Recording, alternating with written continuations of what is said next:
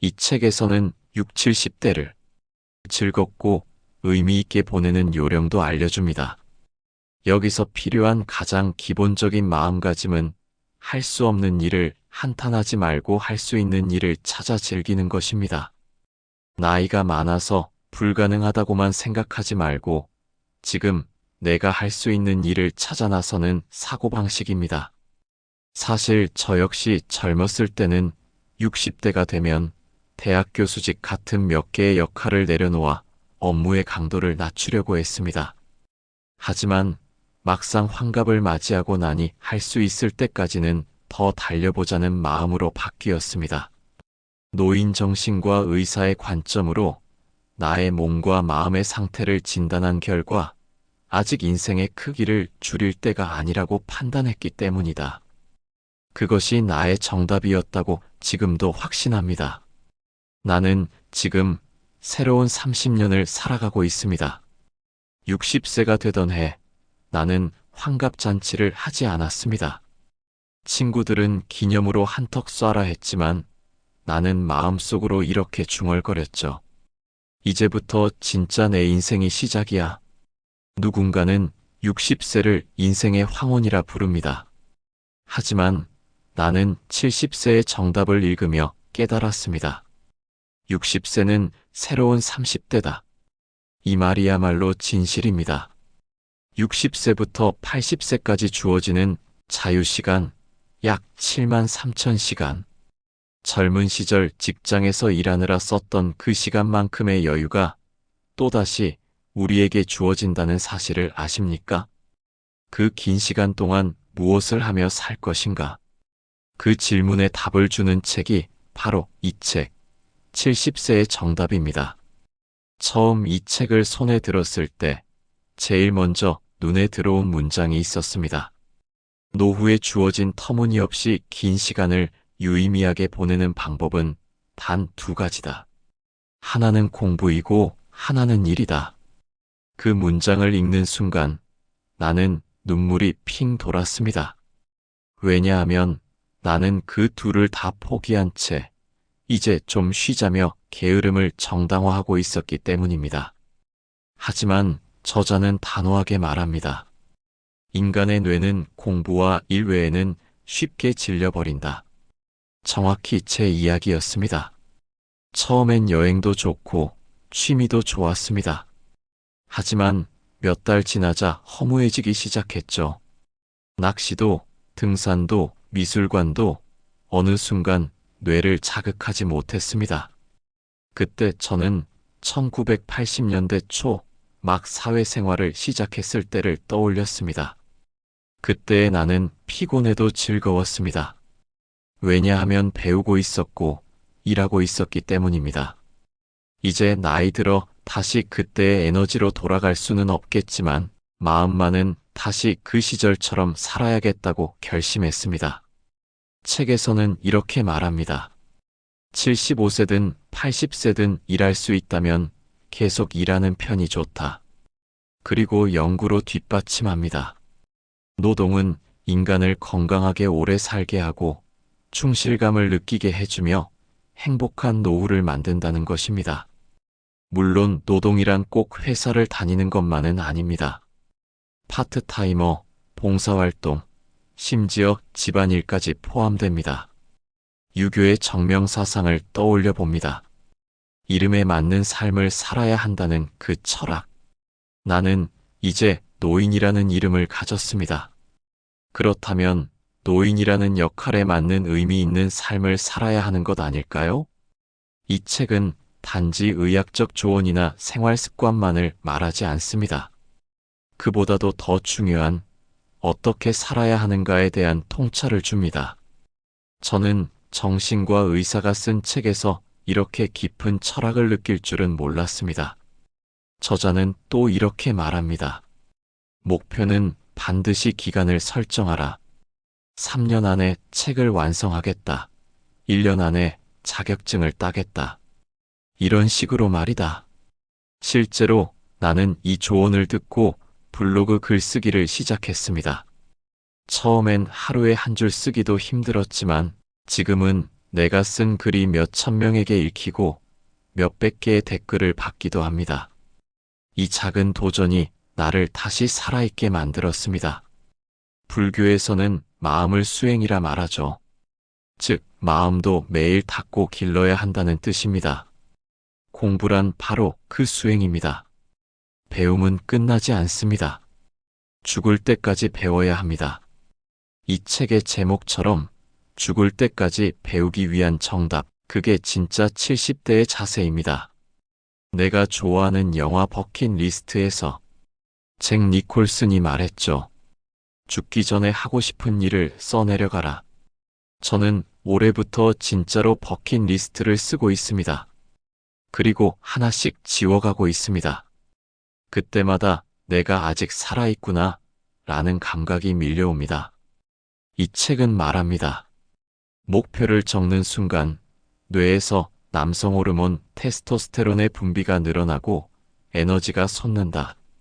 저도 느꼈습니다. 계획을 세우는 순간 살아있는 느낌이 돌아왔습니다. 지금 내 나이 70세.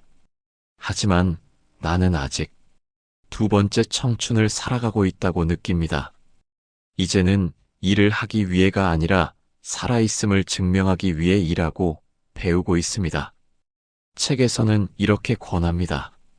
노후에 가장 적합한 일은 노인 돌봄 노동이다. 저는 이 대목을 읽고 무릎을 쳤습니다. 나이 든 내가 나이 든 사람을 도와줄 수 있다면 그것만큼 의미 있는 일이 있을까요? 이 일을 하면서 알게 됐습니다.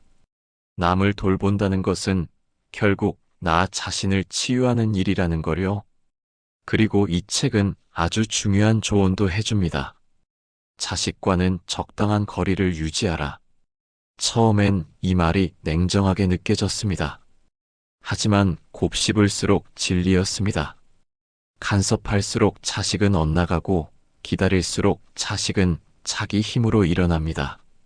부모로서 할 수 있는 최선은 그냥 조용히 내 삶에 충실해지는 것입니다. 이런 이야기를 들을 때마다 저는 어머니가 늘 하시던 말을 떠올립니다. 내 걱정 말고 너나 잘 살아라. 이 말이야말로 지금 세대에게 가장 필요한 현대의 효 아닐까요? 부부 관계도 마찬가지입니다. 책에서는 말합니다. 삼시세끼를 같이 먹으면 황혼이혼을 부른다. 실제로 제 친구 중 하나는 퇴직 후 아내와 매일 세 끼를 같이 먹다가 1년 만에 따로 살게 됐습니다. 사람은 거리감이 있어야 서로를 존중할 수 있습니다. 하루에 몇 시간은 각자의 시간을 가지는 것, 그것이 노부부의 지혜입니다. 그리고 이 책이 전해주는 마지막 조언, 연명치료에 대해 사전에 가족과 충분히 논의하라. 저는 아버지를 떠나보내며 이 준비를 못한 걸 평생 후회했습니다. 그래서 지금은 제 아이들과 제 뜻을 분명히 나누고 있습니다. 이건 누구나 반드시 해둬야 할 미래를 위한 대화입니다. 살아보니 알겠더라고요. 몸보다 마음이 먼저 늙기 시작하면 그게 진짜 노화라는 거요. 그리고 그 마음의 노화를 늦추는 가장 좋은 방법은 바로 호기심이었습니다. 책에서는 이렇게 말합니다. 노후의 인지장애를 피하고 싶다면 공부하세요. 그리고 일하세요. 인지장애는 60대에는 2.5% 정도에 불과하지만 80대가 되면 30%로 뛰어오릅니다. 3명 중 1명이 기억을 잃는 셈이지요. 그 무서운 숫자를 보면서 저는 결심했습니다. 머리를 써야겠다. 책을 읽자. 그리고 써보자. 중요한 건 무엇을 배우느냐보다 배우는 태도 자체라고 생각합니다. 저는 매일 아침 6시에 일어나 동네 도서관에 갑니다. 70세지만 노트북을 열고 손가락으로 키보드를 두드립니다. 처음에는 사람들이 이상하게 쳐다봤지만 이제는 정말 대단하시네요 라는 말을 종종 듣곤 합니다. 그럴 때마다 저는 혼잣말로 웃습니다. 나는 아직 학생입니다. 이건 마치 불교에서 말하는 초발심시 변성불과 닮아 있습니다. 처음 배우겠다는 마음을 품는 순간 이미 깨달음에 가까워진다는 말이지요. 70세에도 마음을 여는 순간 인생은 다시 시작된다는 걸 깨닫게 되었습니다. 책에서는 씹기, 듣기, 걷기와 같은 작은 습관들을 강조합니다. 씹기는 뇌를 자극하고 걷기는 전신 건강을 유지해주며 듣기는 인지기능 저하를 막아준다고 합니다. 그래서 저는 하루 1시간씩 걷고 산책 중에는 라디오나 유튜브로 젊은 사람들의 이야기를 듣습니다. 그들의 목소리는 저에게 새로운 생기를 주곤 합니다. 또한 저는 요양원에서 주 1회 자원봉사를 합니다. 젊었을 땐 누군가를 돌보는 일이 버겁게 느껴졌지만 막상 해보니 오히려 제가 더 따뜻해지고 더 젊어지는 기분이 들더군요. 책에서도 말하죠. 남을 돌보는 일은 결국 나 자신을 지키는 일입니다. 이 책은 노인 돌봄 노동을 강력하게 추천합니다. 노인을 가장 잘 이해하는 사람은 바로 노인이기 때문이지요. 저는 최근 요양보호사 자격증 취득도 고민 중입니다. 몇백만 원을 벌자는 생각보다 내가 아직 사회에 필요하다는 그 감각이 저를 살아있게 해줍니다. 도교의 무위자연이라는 사상이 떠오릅니다. 억지로 하지 않고 자연의 흐름에 따르는 삶이 최고의 삶이라는 철학인데요. 이제는 저도 그렇게 느낍니다. 내 몸이 움직일 수 있을 때 자연스럽게 걷고 내 머리가 깨어 있을 때 자연스럽게 배우며 내 마음이 따뜻할 때 자연스럽게 나누자. 이렇게요. 책에서는 또 이렇게 말합니다. 할 수 없는 일을 한탄하지 말고 할 수 있는 일을 찾아 즐기자. 이 말이 저에게는 참 깊게 다가왔습니다. 나이 들면 못하는 것들만 떠올리게 되는데 막상 돌아보면 아직도 할 수 있는 것들이 정말 많습니다. 저는 요즘 매일 저녁 일기를 씁니다. 오늘 하루도 잘 살았다는 마음으로 마무리할 수 있다는 게 큰 행복이더군요. 책에서는 또 이렇게 말하죠. 기억력은 75세까지는 별로 떨어지지 않는다. 문제는 기억하려는 의지다. 그 말이 정말 와닿았습니다. 무언가를 기억하려 하지 않으면 뇌도 게을러집니다. 그래서 저는 오늘도 기억하려고 애씁니다. 아내에게 처음 고백했던 날, 아들이 초등학교에 입학하던 날, 친구와 함께 땀 흘리며 운동했던 날들 말입니다.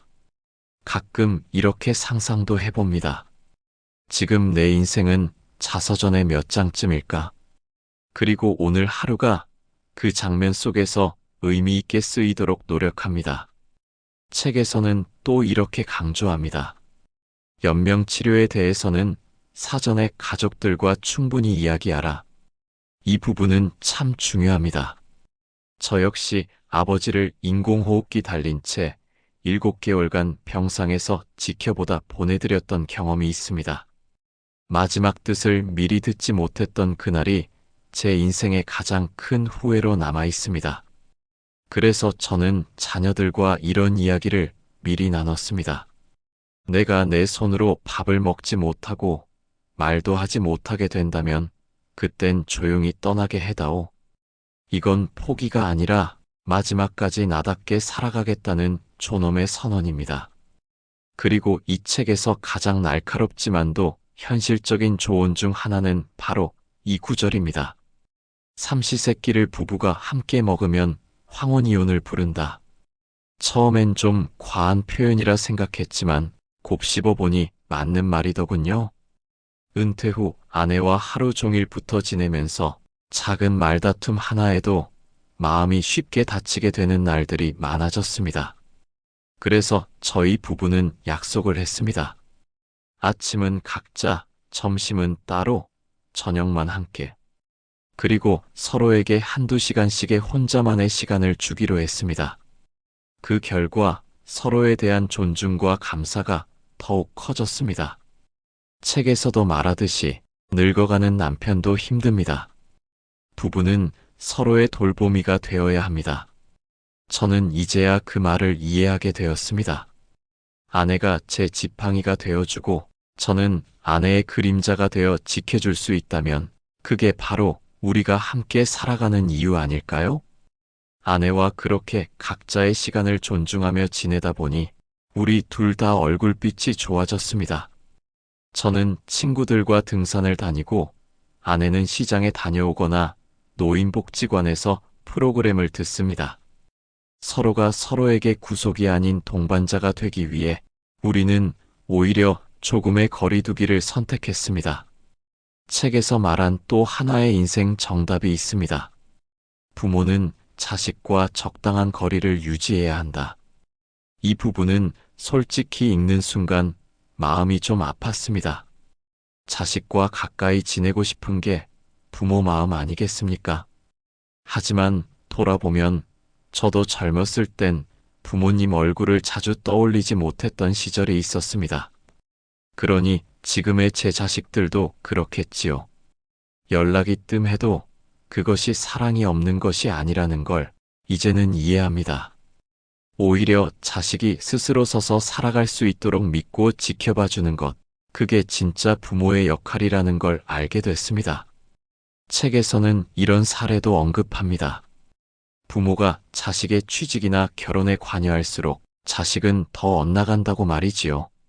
실제로 제 지인 한 분은 아들의 직장을 바꿔야 한다는 집착 때문에 가족 사이가 무너질 뻔했던 적이 있었습니다.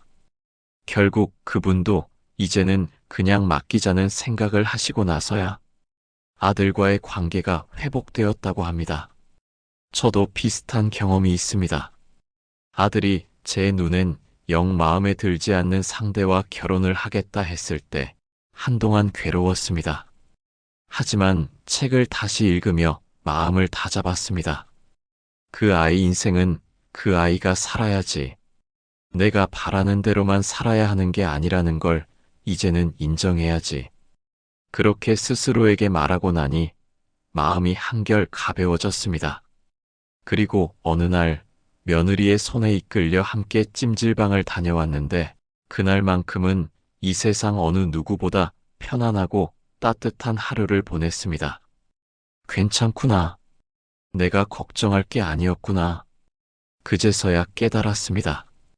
책에서는 이처럼 현대의 효도란 부모님이 인지장애를 앓기 전에 그 징후를 빨리 알아차리고 적절히 대응하는 것이라 말합니다. 예전처럼 무조건적인 공경이나 물질적 지원이 아니라 정서적 거리와 신체적 상태를 함께 고려하는 새로운 방식의 효도인 것이지요. 저는 이 부분에서 가톨릭의 카리타스, 즉 무조건적인 사랑과 자비의 정신이 떠올랐습니다. 그 사랑은 얽매지 않되 함께 있고 간섭하지 않되 돕는 마음입니다. 그리고 이 책에서 또 하나 제가 깊이 공감한 부분은 건강한 노년을 위해서는 정확한 정보와 현실적인 준비가 필요하다는 말이었습니다. 저는 60대 초반까지도 콜레스테롤을 극도로 조심했습니다. 지방이 조금이라도 보이면 피했고 고기는 손도 안 댔습니다. 하지만 이 책은 단호히 말합니다. 콜레스테롤은 해롭지 않다. 오히려 노후에는 반드시 필요하다. 이 문장을 읽고 저는 경악했습니다. 그동안 잘못된 정보로 스스로를 얼마나 억눌러 왔는지 그제야 깨달았습니다. 그리고 책에서 권한 대로 다시 고기와 달걀을 섭취하기 시작했습니다. 그랬더니 정말 신기하게도 체력이 돌아오고 무기력함이 줄어들었습니다. 저자는 또 강조합니다. 맛있는 음식을 참는 것은 뇌와 정신 건강에 해롭다. 먹고 싶은 것은 즐겨라. 그 말에 저는 눈물이 핑 돌았습니다.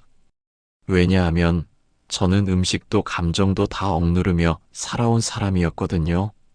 그래서 요즘은 일주일에 한 번은 아내와 고깃집에 갑니다.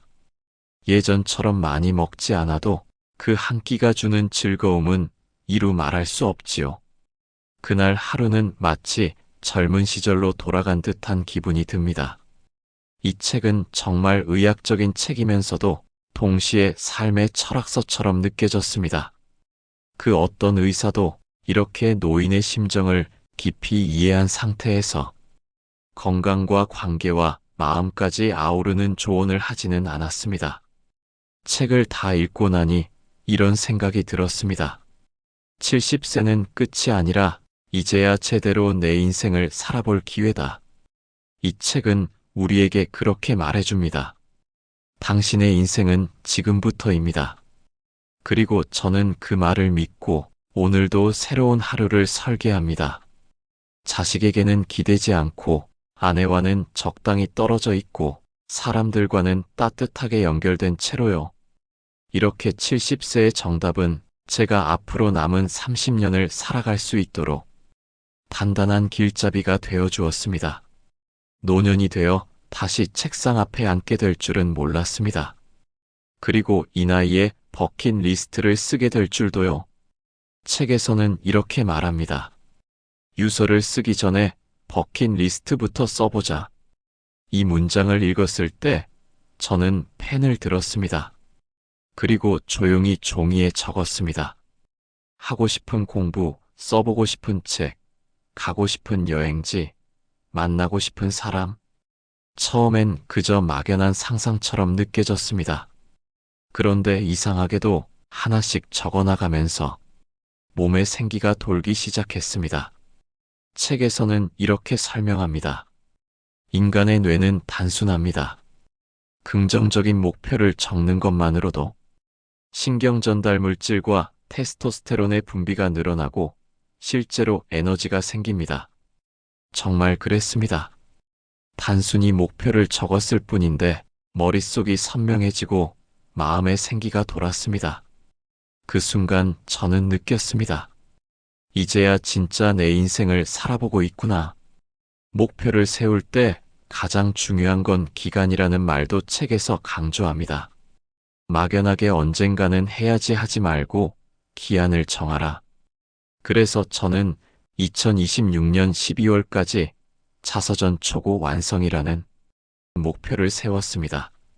그리고 그에 맞춰 계획도 짰습니다. 올해는 인터뷰 정리, 내년은 원고 작성. 구체적으로 계획을 세우자 삶의 흐름이 또렷해졌습니다. 이러한 경험은 저에게 공부하는 삶이 곧 살아있는 삶이라는 걸 다시금 가르쳐줬습니다. 책에서도 이렇게 이야기합니다. 사람은 머리를 쓰는 한 쉽게 죽지 않는다. 이 문장을 읽으며 저는 다시 한번 마음을 다잡았습니다. 그리고 주변 어르신들께도 말씀드립니다. 몸이 좀 불편해도 머리는 쓰셔야 해요. 이 책은 단순히 노년 건강을 위한 조언만 담고 있는 것이 아닙니다. 정말 삶을 다시 디자인할 수 있는 노후 설계 지침서입니다. 지금까지 읽었던 어떤 자기계발서보다도 실질적이고 의사로서의 전문성과 인생 선배로서의 따뜻한 시선을 함께 담고 있지요. 책에서는 또 이런 말도 합니다. 고령자에게 가장 적합한 일은 돌봄 노동이다. 사람들은 돌봄 노동하면 힘들고 낮은 일이라고 생각하곤 합니다. 하지만 책에서는 단언합니다. 몸이 건강하고 의지가 있다면 누구든 의미 있는 노동을 할 수 있다. 실제로 저는 친구 부부가 함께 요양보호사 자격증을 따고 지금은 월 500만 원 가까운 수입을 올리며 행복하게 지내는 모습을 보고 큰 영감을 받았습니다. 무엇보다 이 일의 장점은 단순한 소득이 아니라 다시 사회와 연결되었다는 감각입니다. 그 연결감이야말로 우리가 노후에 가장 절실히 필요로 하는 것 아닐까요? 그리고 이 책의 마지막 장에서는 60세부터의 인생은 시작이다라는 메시지를 반복해줍니다. 저자는 말합니다. 매일 우유를 마시는 사람보다 매일 우유를 배달하는 사람이 더 건강하다. 이 문장이 주는 울림이 크더군요. 받기만 하는 삶이 아니라 여전히 누군가에게 무언가를 줄 수 있는 삶. 그 삶이야말로 노년의 가장 큰 자존감이라고 생각합니다. 이러한 철학은 사실 동양의 유교, 불교, 도교 모두와 통하는 이야기입니다. 노자는 공의 철학에서 말했습니다. 항상 차 있는 그릇보다 비어 있는 그릇이 쓸모 있다. 노년의 삶은 비우고 멈추는 것이 아니라 그 비움 속에서 새롭게 채워지는 시기라는 뜻이겠지요. 기독교에서도 이런 말이 있습니다. 주는 것이 받는 것보다 복이 있다. 이 책은 바로 그 정신을 실천적으로 보여주는 안내서이기도 합니다. 나이 들어서도 내가 누군가에게 줄 수 있다는 감각. 그 감각이야말로 우리가 다시 젊어지는 순간입니다.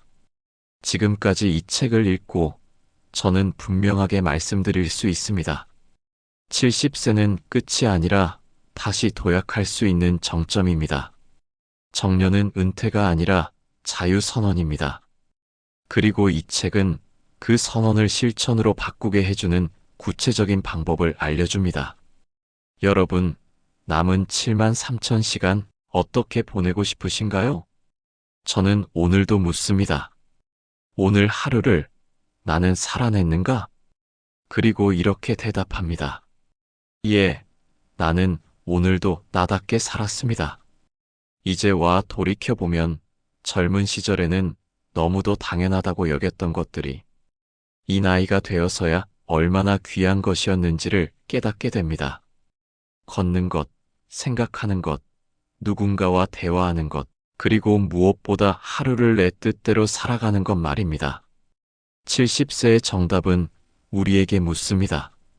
지금 당신의 시간은 누구의 시간입니까? 그 질문 앞에서 저는 오래도록 멍하니 앉아 있었습니다. 정말 오랜 시간 저는 누군가의 남편으로, 아버지로, 직장인으로 살아왔지요. 그리고 이제서야 비로소 나 자신의 시간을 살아보고 있습니다. 책에서는 이렇게 권합니다. 자신의 시간을 되찾고 싶다면 일단 숫자로 가시화하라. 그래서 저는 공책을 펼쳐 하루 10시간 곱하기 1년 365일 곱하기 20년은 73,000시간이라고 적어보았습니다. 그 숫자를 눈으로 직접 보니 정신이 번쩍 들더군요. 아무렇게나 흘려보낼 시간이 아닙니다. 이건 내 삶의 마지막 황금기입니다. 그리고 이 시간을 어떻게 써야 할지 고민하다가 책에서 추천한 죽기 전에 꼭 하고 싶은 일 목록, 즉 버킷리스트를 진지하게 써내려갔습니다. 그중 첫 번째가 손주에게 인생 이야기를 들려주는 할아버지가 되자는 목표였습니다. 그래서 저는 요즘 스마트폰으로 짧은 영상 일기를 찍기 시작했습니다. 하루에 1분, 내가 오늘 느낀 것, 배운 것, 떠올린 것. 그 짧은 기록이 언젠가 손주의 손에 닿을 수 있기를 바라면서요. 책에서는 또 이런 말을 합니다. 노후의 삶은 단순한 생존이 아니라 정서적 자립이다. 그 문장을 저는 이렇게 해석합니다. 나를 의지해서 살지 말고, 나에게 기대지 말고, 스스로 설 수 있도록 매일 조금씩 내 감정을 단련해라. 그래서 저는 하루에도 몇 번씩 제 감정을 들여다봅니다.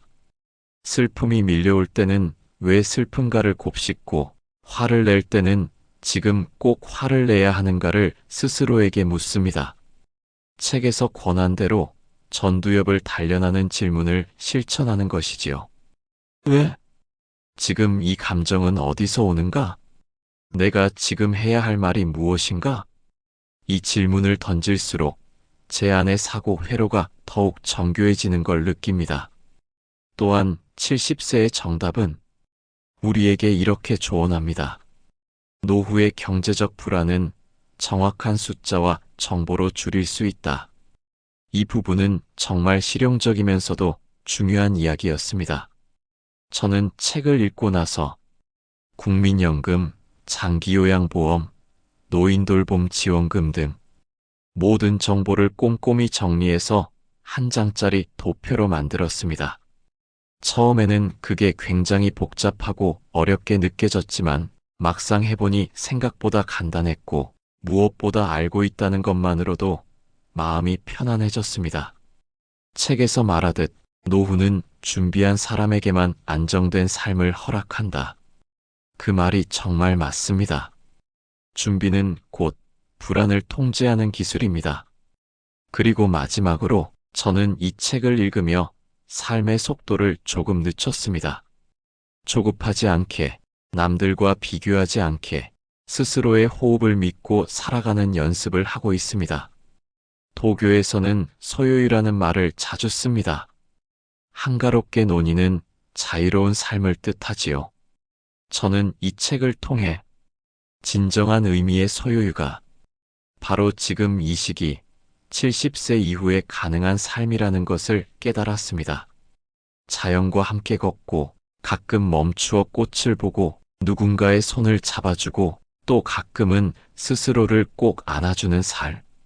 그런 삶을 살기 위해 저는 오늘도 한 걸음 느리게 걸어갑니다. 70세의 정답은 우리에게 이렇게 말해줍니다.